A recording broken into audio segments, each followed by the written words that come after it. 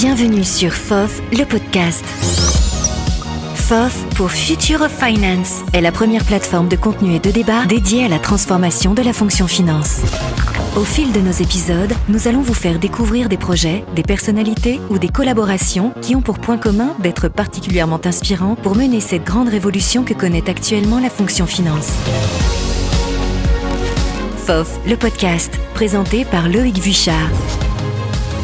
Alors on va parler aujourd'hui de Future of Finance évidemment avec Jean-Christophe Meuniou, secrétaire général de AXA IM et CFO. Évidemment on va parler de futur de la fonction finance avec Stéphanie Achard, vice-présidente des comptes stratégiques d'Ora qui nous rejoint pour cette aventure. On va parler de data, on va parler de transparence et évidemment on va parler d'agilité en pleine tempête avec comme d'habitude des passionnés pour un débat qui s'annonce passionnant. C'est parti.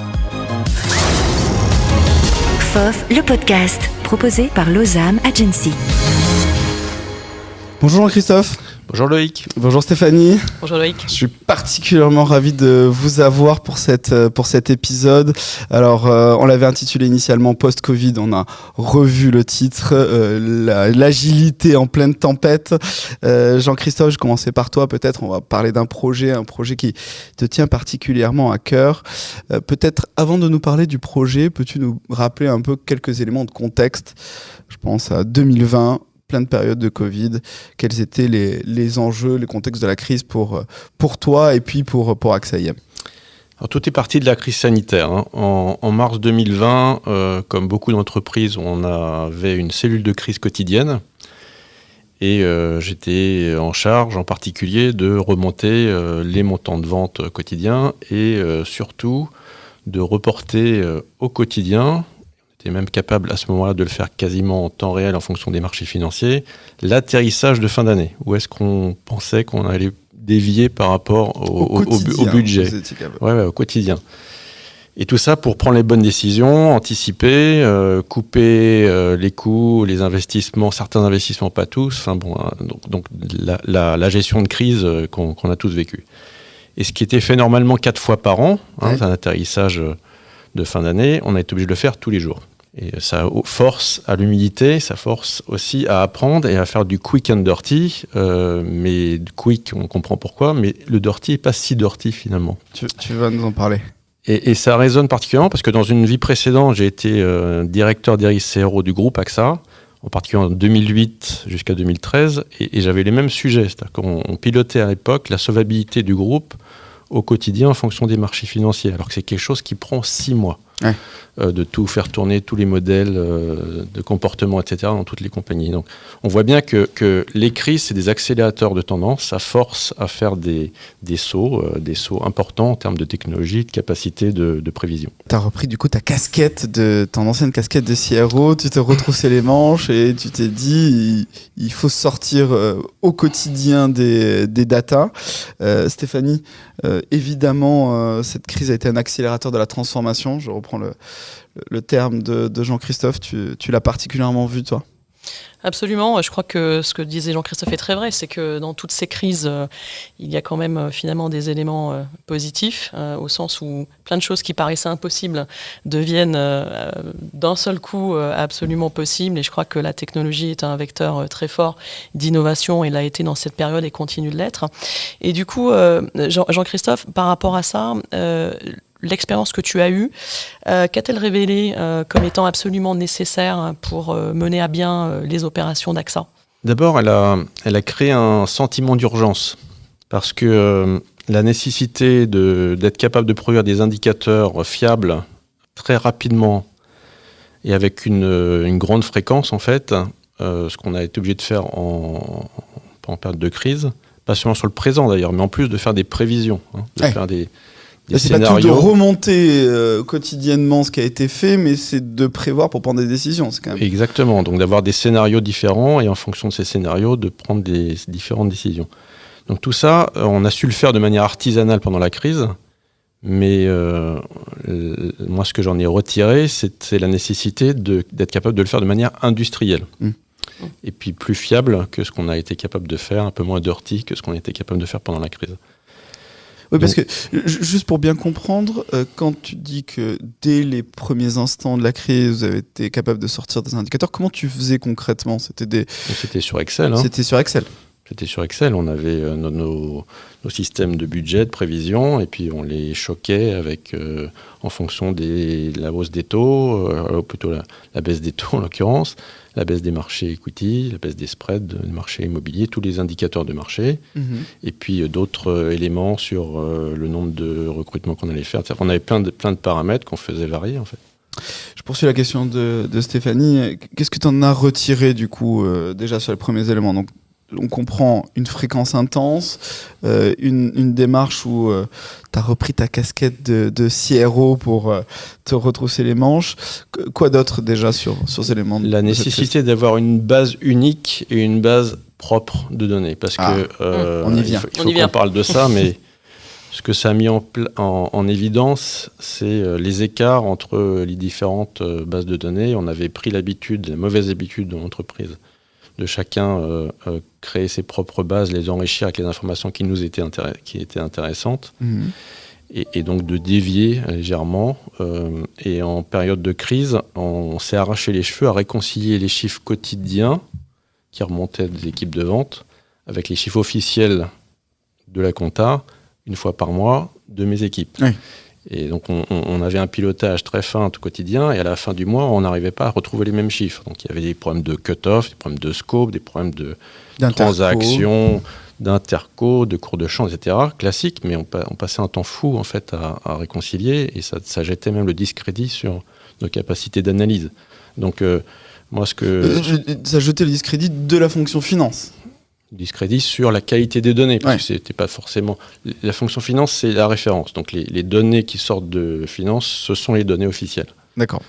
On ne discute pas sur le crédit de la fonction finance. Mais néanmoins, si il manque une réconciliation entre le business et ce qui sort de la compta, je comprends que vous puissiez être challengé, surtout dans un modèle où vous devez sortir les données au quotidien, ou sortir des résultats au quotidien. Exactement. Donc on a besoin d'avoir une base unique et puis dans laquelle chacun va aller puiser l'information pour la vente, mais aussi le risk management, la compliance, tous les départements de l'entreprise. Et du coup, Jean-Christophe, par rapport à ça, cette base unique dont tu parles, c'est quelque chose que vous avez constitué après au fil de l'eau à la suite du démarrage du projet pendant la crise, ou comment ça s'est passé concrètement ? Ça, je vais y venir peut-être un petit peu après pour expliquer le projet, parce que c'est une des... Mais oui, effectivement, c'est une des briques la plus difficile, et brique essentielle du projet, la partie data. Elle n'est pas finie d'ailleurs. On a quasiment fini tout le reste, mais la partie data, ça va nous prendre encore 12 mois, c'est le plus compliqué. Mais pour continuer un petit peu les autres choses qu'on a retirées de cette crise, c'est la nécessité aussi d'avoir des reportings en pool plutôt qu'en push. En d'autres termes, moi, mon équipe s'est un peu épuisée à répondre aux différentes questions qui venaient de tout le monde, à faire des analyses qui étaient tranchées une fois par géographie, une fois par entité légale, une fois par vendeur, par client, par classe d'actifs, par produit, etc. Et à chaque fois, c'était nous qui envoyions le reporting. On avait on a compris la nécessité de mettre à disposition des informations et de laisser chacun en fait trancher, faire ses analyses comme il le souhaite. Et puis une dernière chose, c'était la nécessité d'être beaucoup plus fin en contrôle de gestion. Ça, c'est pareil, c'était une tendance qui existait avant, mais que la crise a exacerbé, nous a rendu encore plus conscients de l'exigence d'avoir une visibilité beaucoup plus granulaire, un niveau plus fin. Pour prendre les bonnes décisions, en particulier dans les périodes de crise, il faut savoir ce qu'il faut absolument préserver, ce sur quoi on peut renoncer et ce qu'on peut couper. Quand tu dis beaucoup plus fin, c'est-à-dire c'est de passer d'une analyse par quoi ? Pays, par géographie, une analyse par produit, descendre par produit. On était par business unit, être capable de descendre par produit. Le Graal de la fonction finance, Stéphanie. On y est, Loïc. Ouais, exactement. Rentrons dans le sujet. Donc, le projet s'appelle Finance Data Transparency, c'est ça ? C'est ça. 4 volets. Oui. En gros, c'est un dashboard.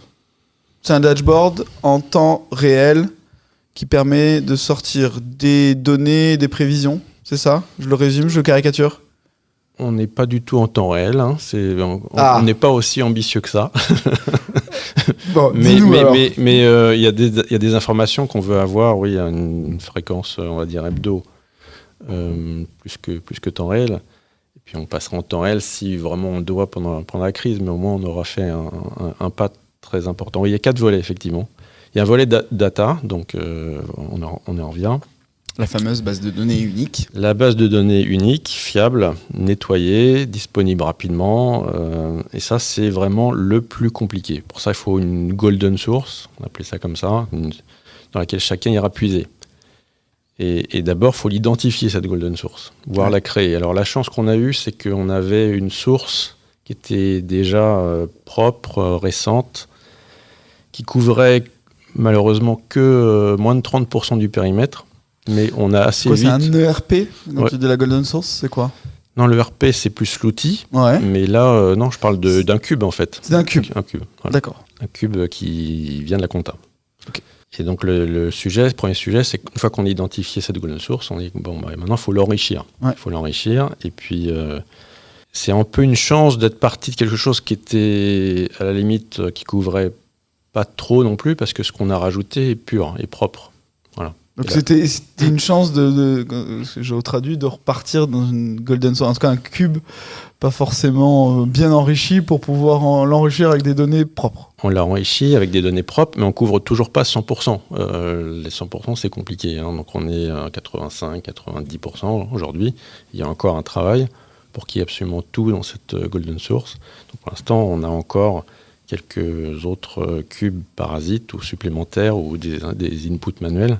Mais à terme, j'aurai tout dans cette golden source. Mais attends, pour bien comprendre, et moi qui suis le naïf, est-ce que cette fameuse golden source, et je me dirige aussi vers Stéphanie, pour tous les deux, est-ce que c'est le fameux data lake dont on a beaucoup parlé pendant des années, qui était considéré comme l'objectif in fine? On m'a expliqué pendant très longtemps qu'on met tout dans un data lake et tu verras, Loïc, on aura toutes les informations dont on a besoin en quasi temps réel. C'est ça, cette golden source, ce cube? Oui, on peut dire que quelque part ça peut être le data lake, mais après je pense que le sujet c'est de s'assurer que ces données qui soient effectivement dans ce data lake, on puisse avoir l'assurance que ce soit les bonnes données, qu'elles soient justes, qu'elles soient propres, pour pouvoir derrière les exploiter. Parce qu'un data lake en tant que tel, on déverse de multiples sources de données à l'intérieur. Après, le sujet, c'est de savoir est-ce que ces sources qui viennent se déverser dans ce data lake sont vraiment des données fiables, en réalité. C'est le point de Jean-Christophe. Fiable, Absolument. Nettoyé. C'est un data lake dont tu parles, le cube? Non. Data lake, on en est un peu revenu, justement, pour cette raison-là. C'est nous, on a besoin de données structurées. Si on met dans le data lake des données qui ne sont pas propres, ça ne sert absolument à rien. Donc, il y a un travail en amont avec toute une gouvernance aussi, qui est responsable de la donnée, qui la corrige, qui la fait modifier en amont, etc. Donc des data stewards et tout ça, toute la gouvernance habituelle. Alors quelle est la différence entre le cube dont tu parles et le data lake dont tu es revenu? C'est beaucoup plus étroit, on va dire. Le data lake dont on parle, là, il est vraiment focalisé sur un type de données financières. Oui, le cube est focalisé sur un type de données financières. Et en lien avec la compta. D'accord. Avec une gouvernance, je lis entre les lignes strictes de ce que l'on déverse dedans. Oui. Voilà. Obligatoirement. Ok. Ouais. Donc ça, c'est le premier volet, et le volet le plus compliqué. C'est le plus compliqué. Après, il y a un volet outils et un troisième volet modèle qui sont un peu liés parce que, encore une fois, la crise, elle a montré la nécessité de pouvoir faire rapidement des scénarios, les fameux what-if scénarios qu'on utilise en risk management. Qu'est-ce qui se passe si les marchés s'écroulent de 10%, de 20%, si le prix des bureaux baisse, si on arrête de recruter, parce que ça peut être aussi des hypothèses qui sont liées à nos propres choix, si on surtout en période de Covid, si on stoppe quelques investissements. Donc c'est pas tout de sortir des données, j'entends, il faut être capable de créer des simulations. Il faut absolument créer des simulations. Et il y a quelque chose que j'ai oublié de dire dans le contexte, c'est qu'en fait, on a annoncé une réorganisation profonde de l'entreprise, nous, début mars 2020. En plus. Voilà, on s'est organisé avec 2 grandes business units, qu'on appelle core, les classes d'actifs classiques, et puis de l'autre côté, les classes d'actifs alternatives. Et donc, il faut être capable de reconstituer, en plus, reconstituer le passé, donc faire du pro forma, et puis avoir des prévisions sur cette nouvelle organisation de l'entreprise. Au moment où on était en pleine crise. Donc, ce que j'ai besoin, c'est dans mes simulations aussi, j'ai besoin aussi de changer de prisme, d'être capable de changer la façon dont on est organisé. Et est-ce que ce changement d'organisation, ça a été poussé par le Covid ou c'était déjà prévu avant ? Ah non, c'était prévu avant. C'était l'organisation. La vie des entreprises. Voilà. Bon. Et tu considères que c'est finalement le fait d'avoir changé le prisme organisationnel, tu considères que c'est finalement une opportunité d'avoir fait les deux en même temps ou non, c'était une contrainte ? Non, le changement d'organisation, ça a été un grand succès. C'est une des raisons pour lesquelles on a traversé aussi bien la crise en 2020 et qu'on fait aussi une excellente année à nouveau en 2021. C'était une excellente opportunité. Simplement, ça rendait encore plus difficile pour nous toutes les simulations. Parce qu'en plus, on avait besoin de changer les business centers, les raccrocher les différents sources comptables différemment, en fait, les trancher différemment. Donc ça, il faut que l'outil soit capable aussi de faire ça. Et puis il faut un modèle. Le troisième volet, c'est un modèle. Donc c'est là où il y a le ERP qui intervient.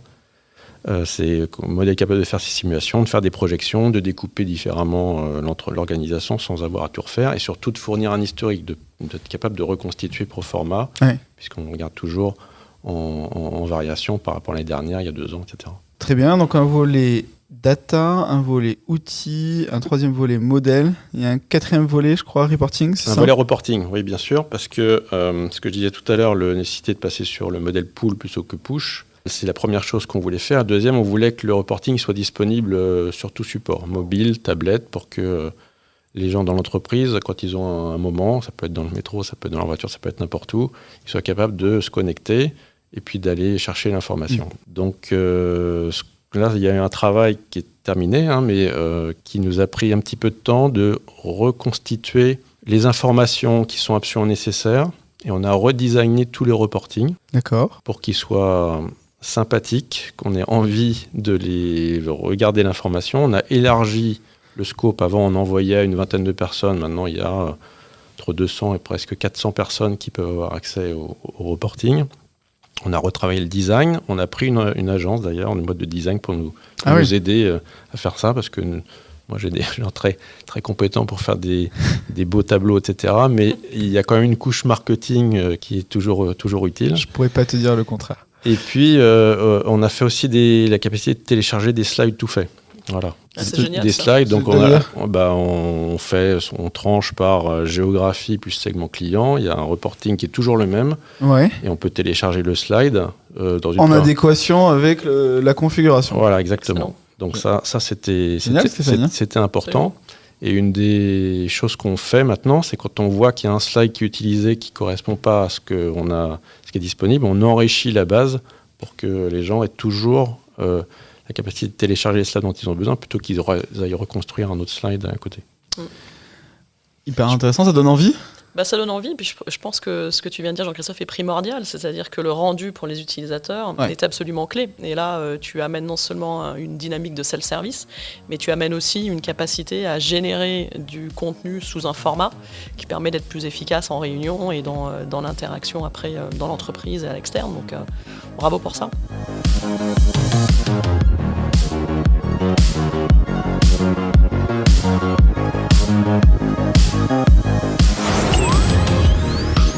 FOF, le podcast. FOF pour Future of Finance. Oracle a été élu comme un des pionniers de l'EPM. Tu peux nous en dire quelques mots ? Ça s'inscrit, ce que vient d'évoquer Jean-Christophe, ça s'inscrit complètement dans la dynamique dans laquelle se met Oracle, d'entre la data, qui est le cœur de métier historique d'Oracle, jusqu'à la data vise. C'est ça ? Exactement, et je crois que, comme tu le dis Loïc, il y a le métier historique d'Oracle autour de la donnée. C'était pas péjoratif. Non, absolument pas. Je pense qu'on est très content de ça. C'est un métier qui évolue aujourd'hui avec nos infrastructures cloud, évidemment, pour permettre aux entreprises d'aller beaucoup plus vite. Et je crois que le lien qui est intéressant ici, c'est le fait de se dire aussi, la donnée, c'est une chose, et puis après l'exploitation, l'usage qu'on en fait pour différents métiers, on est une autre. Et effectivement, ce projet s'inscrit aussi dans dans un ensemble de sujets que l'on a avec AXA, notamment le projet EPM, qui lui aussi va s'appuyer finalement sur cet existant de données et comme tu le disais Jean-Christophe, sur ce golden... La golden source. La golden source, exactement. Donc ça c'est intéressant de se dire, une fois qu'on a constitué finalement ce patrimoine de données, on peut aller adresser plusieurs projets différents indexés sur cette base-là. Donc ce travail, il est certes complexe et il s'inscrit sur la durée, mais derrière, il y a des bénéfices qui sont énormes pour les projets à venir. Jean-Christophe, quand tu en parles de manière détendue maintenant sur ce podcast, ça paraît à la fois facile et ça donne envie. Quelles recommandations tu donnerais à ceux qui nous écoutent? À quelles difficultés a été confronté? Qu'est-ce que tu aurais aimé savoir fort de ce retour d'expérience? Bon, d'abord, c'est pas facile, hein. Et c'est pas fini. C'est pas fini. On a encore, je pense, bien 12 mois de travail devant nous. Vous en êtes où là exactement? La partie reporting, elle est faite, ça y est, on l'utilise et on a un retour d'expérience.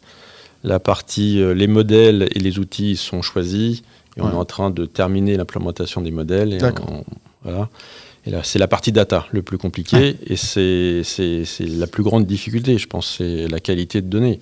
On a encore un trop grand nombre de corrections manuelles, plus de 100 par mois, qui sont faites, qui prouvent qu'on n'a pas encore une propreté des données sources qui est suffisante. Donc pour passer à quelque chose d'industriel et surtout de beaucoup plus fréquent, on n'est pas encore capable de passer à une fréquence hebdo. D'accord. Alors, on est toujours sur une fréquence mensuelle beaucoup plus courte. On sait qu'on est capable de passer sur hebdo, mais au prix d'avoir des gens qui ne font plus que ça, en fait. Ouais. Ça, c'est un problème.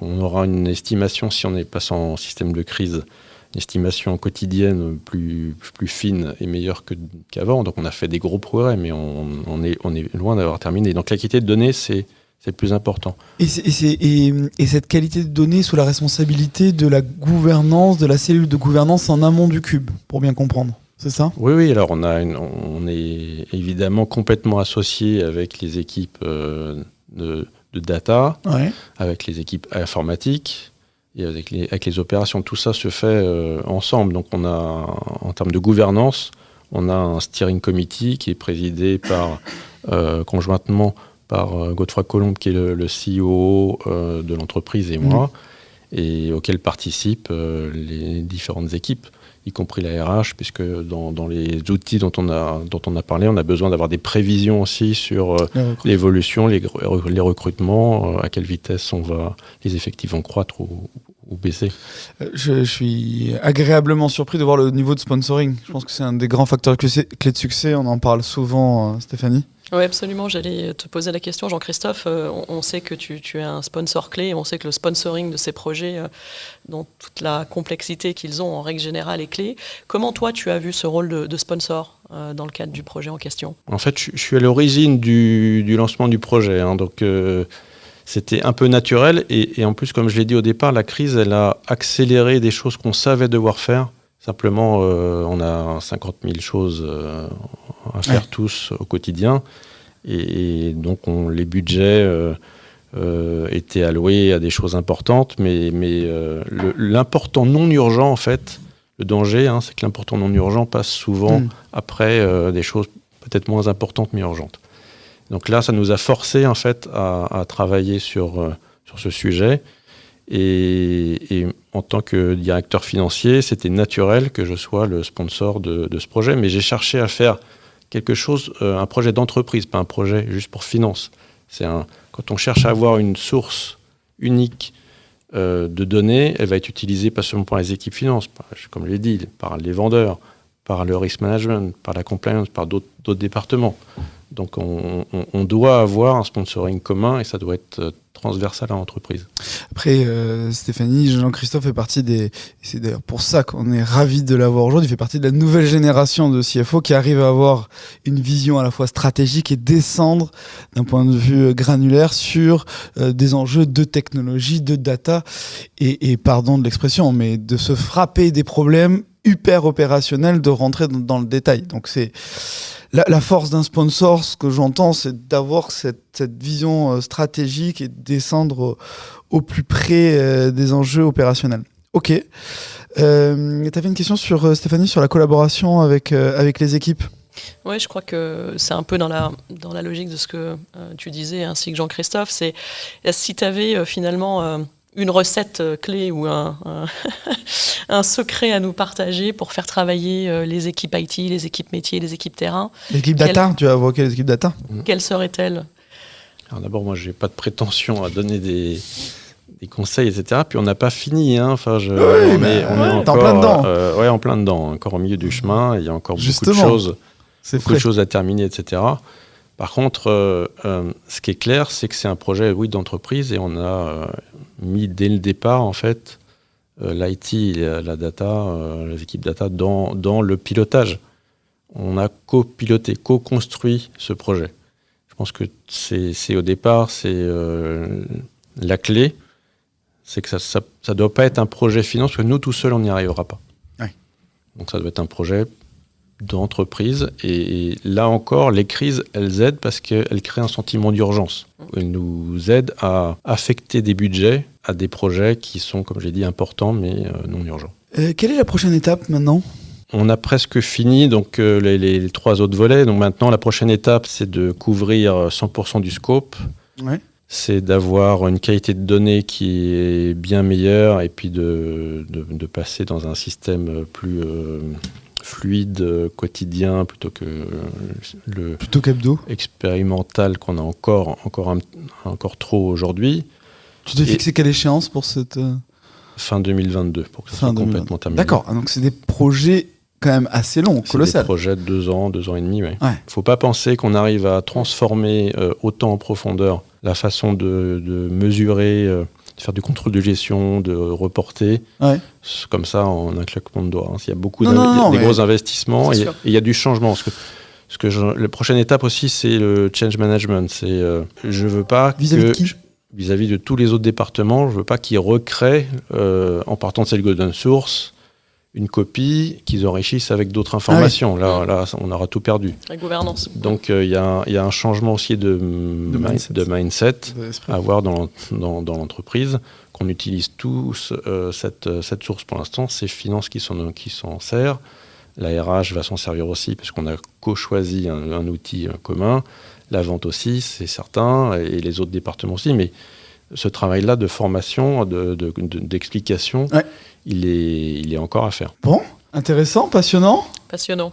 J'espère que d'ici donc début 2023, tu viendras postuler au Digital Finance Awards avec les résultats du projet et tes recommandations ça sera une des questions, je me le note, pour pouvoir adopter, créer ce programme d'adoption vis-à-vis des directions métiers qui constituent généralement un challenge pour toutes les directions financières. Merci beaucoup, merci Jean-Christophe, merci pour cette transparence, merci de nous livrer à la fois les coulisses et puis ton retour d'expérience. Mille merci Stéphanie, on va se retrouver très vite pour parler de Green Finance, ça sera notre prochain podcast avec Stéphanie, et on se retrouve évidemment sur futurofinance.fr. Merci beaucoup. Merci à tous. Merci Loïc. Retrouvez tous les épisodes de FOF, le podcast, ainsi que le programme annuel de Future of Finance sur www.futureoffinance.fr et sur notre page LinkedIn.